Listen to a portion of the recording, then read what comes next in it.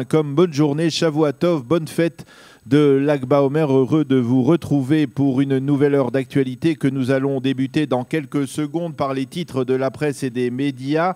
Des titres de la presse et des médias que nous allons développer vers 8h40 tout à l'heure dans la revue de la presse et des médias israéliens.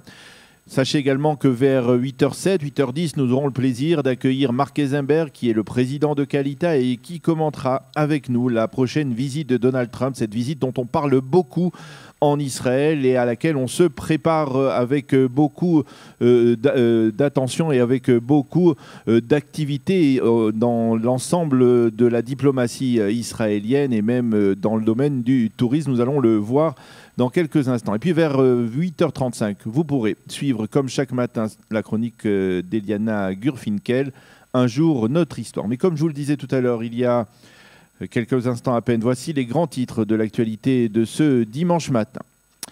La cyberattaque qui a frappé des dizaines de milliers d'ordinateurs à travers le monde semble avoir pour l'instant épargné l'État d'Israël qui avait pris ses dispositions pour la prévenir au cours des derniers jours.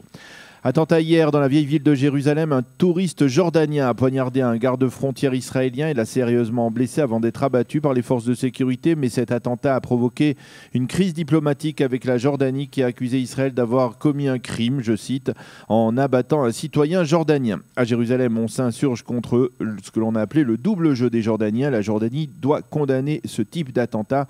Le terrorisme n'a pas plusieurs visages. Fin de citation du communiqué de la présidence du Conseil à Jérusalem. Et puis c'est Lag Baomer, je le disais tout à l'heure, et des centaines de milliers de personnes se rendent aujourd'hui durant toute cette journée à Méron pour pèleriner sur la tombe de Rabbi Shimon Bar Yochai. C'est ce soir d'ailleurs, il faut le savoir, que les écoliers et lycéens israéliens allumeront des feux de joie dans tout le pays ce soir et pas hier soir comme cela se faisait d'habitude, et ce afin qu'il n'y ait pas de risque de profanation du Shabbat, à la demande du grand rabbinat d'Israël qui est intervenu auprès du ministère de l'Éducation nationale. Et puis enfin, sachez qu'Imri Ziv, le représentant israélien au concours Eurovision de la chanson, n'a pas pu faire mieux que la 23e place dans le classement général de cette édition, remportée, vous le savez probablement, par le Portugal.